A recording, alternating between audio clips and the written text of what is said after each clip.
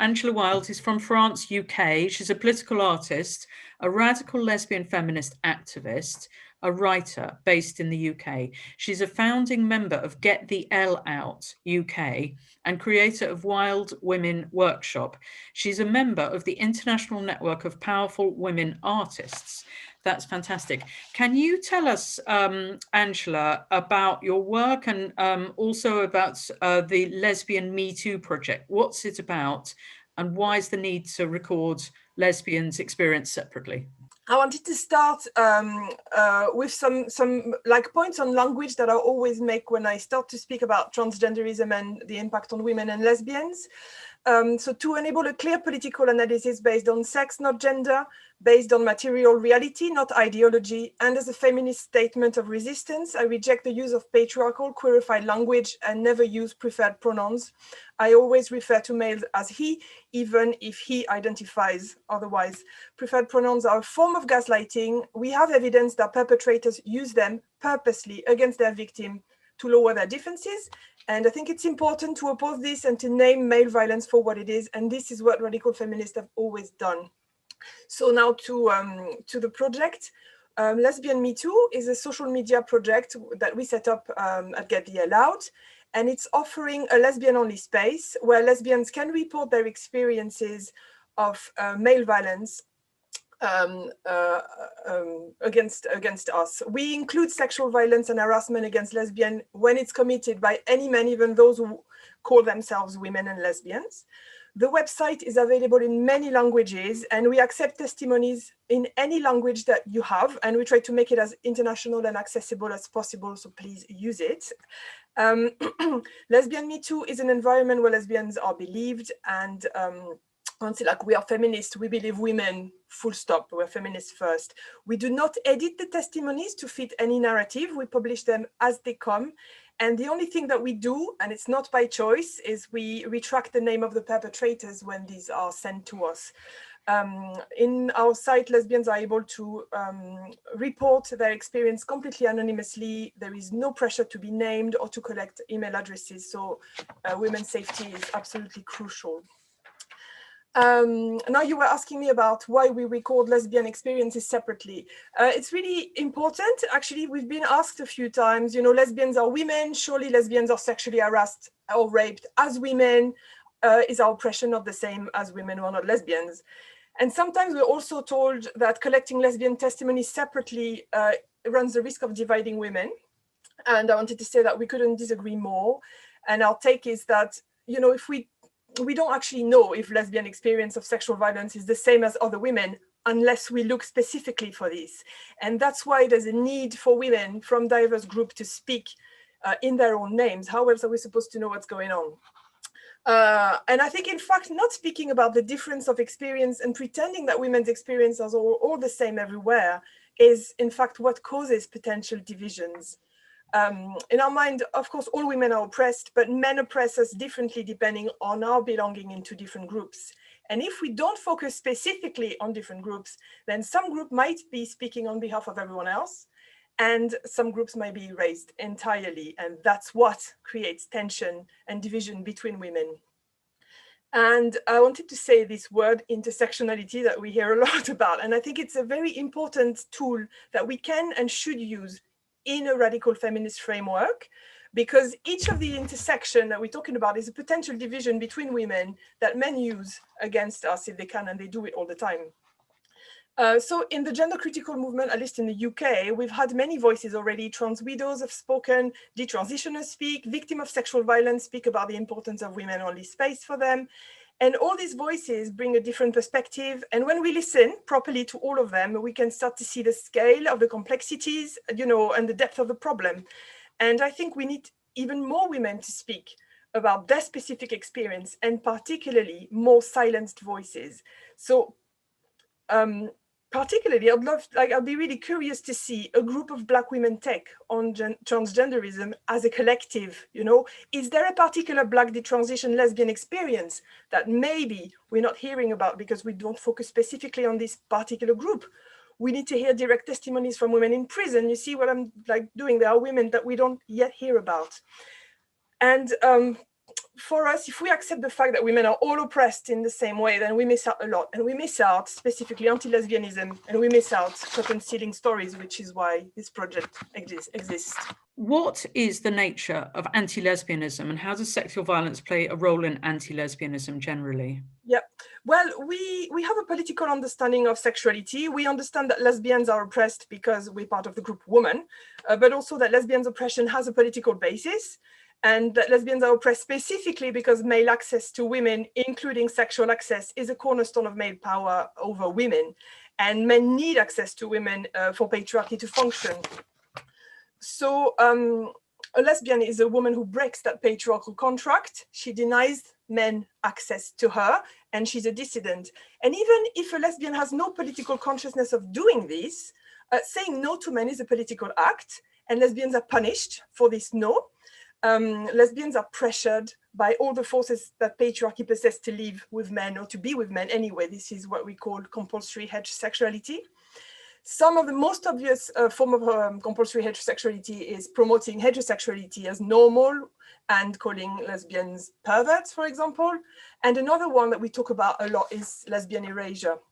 Lesbians are not seen, not heard in mainstream culture, in the straight feminist movement, throughout history. Lesbian contributions are erased and so on. And that leaves the impression that everyone's straight, and it makes it practically impossible for lesbians to, well, find each other and be lesbians. And in that broader context, sexual violence is one of the tactics that men use to make us straight. So corrective rape stories, cotton stealing rape stories share this theme of fucking the dyke away. All she needs is a good dick type of thing. And it's about enforcing a sex act in order to enforce a behavior, in order to have our submission, and it's conversion therapy. And have you got any findings yet from the Lesbian Me Too project? Have you gathered evidence? Can you tell us about how it's going so far? Yeah, it's still early stage, but we've got around 30 testimonies. And so far, a third of these testimonies are cotton stealing stories, which mean a third of the women who reported sexual violence by men, this violence has been committed by men who identify as women. So I don't have time to speak about everything. I wanted to focus on the cotton stealing today. And the theme that we see emerging at the moment is young lesbians into queer communities who themselves identify as trans or non-binary. They seem to be the most obvious targets, particularly vulnerable. We see that they are extremely isolated and they have no contact with other lesbians. And in that context, they experience a lot of social pressure to conform to queer language and the trans propaganda. A lot of this happened in university. It's something that really is quite recurrent, and online with a lot of grooming and brainwashing. And these lesbians are very young. We see how language is used to break lesbians' boundaries. The confusion of language reflects the confusion of the mind and the enforcement of the pronouns all the time. And we see gaslighting. And the story is, if I am a lesbian, I have to accept penises because this is what real lesbians do. This kind of rhetoric is absolutely everywhere. One very disturbing thing is the extreme age gap that we start seeing emerging, with perpetrators being older males often, and victims or survivors being very young, sometimes teenagers. So it's very disturbing. And in terms of perpetrators' motivation, the need for validation of the male to be seen as a real lesbian. So a whole AGP autogynephilia theme going on there. Male fantasies to have lesbian sex, which is porn-led, of course. The will of the men who identify as trans to change lesbian sexuality. This is also repeating. And very disturbing and not surprising, lots of pornography. We hear about anime porn, furries, like normal pornography, BDSM, and in the context of BDSM, incest play, age play, which means age gap thing, very, very horrible. And these all are things that are used and done to young lesbians in the queer community by these men. How are you managing to get this away? And can we help sort of publicize? Yes, of course, yeah. I want to say one last thing on the finding. The last post, it's very, very important. The last post we've received on the website names the perpetrator. So we've retracted that name.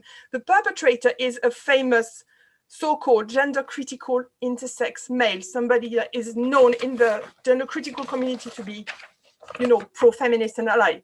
Okay, just to be sure. So how can we, So what we want to say is that rape victims need to be heard, even when the perpetrator identifies as a woman. It makes no difference. The victims need to be heard, and we are calling on all lesbians to use the website, share it in your network, wherever you are, because we try to accommodate as many languages as possible. Send it to your friend, submit your own story, and make use of it in every possible way. It's a very, very useful tool and is devised to make sure that cotton sealing stories are not erased. We've got a lot of LGBT who basically says it doesn't happen. We also have a feminist movement or gender critical movement really doesn't want to look at this because it's maybe too disturbing, I don't know, but this is all contributing to lesbian erasure. And the more we raise this to the forefront, the more we talk about it, we share these stories, the more we contribute to breaking the silencing of cotton sealing rape survivors, which is what it's all about, really. Can you update us a bit on Get the L Out? It was such a fantastic, it is such an amazingly brilliant initiative, but can you tell us when it started and what's going on now, if anything? Okay, so very quickly, we have been known to disrupt Pride in London in 2018, and I think this action has raised the visibility of the problem of lesbians within the queer community, where actually no one was really talking about it in the ground, scheme of things. Even in the gender critical movement, it was all very straight, straight issue based, and we wanted to talk about lesbian issues, and that was a way we managed to do that. We have had several actions after that where we were able to go places, and there were pride marches to disrupt. In 2019, I published the Lesbian at Ground Zero cotton sealing research, where it's actually the first research on cotton sealing where survivors have been sharing this story. And it's really important, actually, in the context of the LFT, with Susanne speaking, that this is translated now in German and will be available online. So you'll be able to download this and read it in the German language. That's it. And I will speak at the Lesbian Spring Gathering next week, Sunday, in English at length about the cotton sealing. Great. And my last question is, could you show us the book that you were showing when Zoe was doing her chat, your book about women's lands? Yes, Lesbian Land. Yeah. have found this antique, absolutely vintage, amazing book, which is called Lesbian Land. And it's a collection of stories of women who have started or lived in women's land, how they did it, but also the challenges. It's really, really important to read about the challenges because it's, it's difficult to start from scratch. You're creating something completely new. And I think this is a really great, great resource. So Lesbian Land, I wanted to bring like a conversation to maybe specifically UK feminists who may be listening or UK gender critical. I wanted to point out about the risk of dismissing the voice of survivors of sexual violence by AGP men, going back to that, trans widows, cotton sealing rape survivors who are lesbians and other women. And I say that in the context of the discussion around Kathleen Stock's new book that maybe you've heard all the controversy about, and in the spirit of opening a political discussion. If we do not listen to the voices of survivors, if we do not listen or we dismiss or we demonize radical feminist analysis and research and radical feminists, and most of the time, a lot of us are lesbians as well, we're the only one who ever look at sexual violence against women, against lesbians, and also the only one naming men as our oppressor. It's very clear from us that there is no common cause with AGP men. And from a lesbian perspective, a man who calls himself a lesbian is an AGP. A man who calls himself a lesbian, by definition, is breaking our sexual boundary. And a man who breaks sexual boundaries is a potential rapist. There is no common cause. I wanted to say, this is why not all men, not all trans, not all AGP doesn't function as a feminist analysis. There are AGP men around who make pornography of themselves invading women's toilets, and only us speak about that. And this is why we need to have a collective conversation about not taking so-called gender critical trans women at face value. Men who identify as women are invaders. Those who have managed to trick some of us to enter our movement while still enforcing their ideology are just better skilled invaders. And some of them are also sexual predators towards lesbian, towards their wives, towards their lesbian wives. And this is a call out, when AGPs are platformed at the expense of their victims, we need to have, I really encourage gender critical and feminists to think collectively about who is being silenced here.